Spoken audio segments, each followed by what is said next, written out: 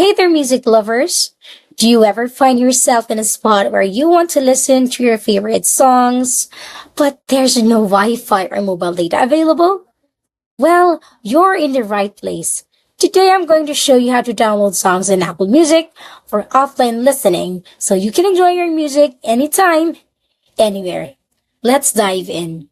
First things first, make sure that you're an Apple Music subscriber. You'll need to sign up for a subscription to access offline downloads. Then, launch the Apple Music app on your device.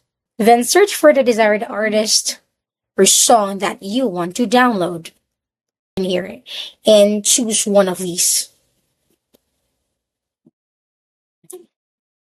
Now you cannot see here the download button because yet. So click the plus sign button here to add this album.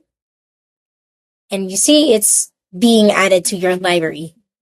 This will download all the songs in this album. But if you only want to download a specific song, and it happens to be here on this album, click the three dots and click download.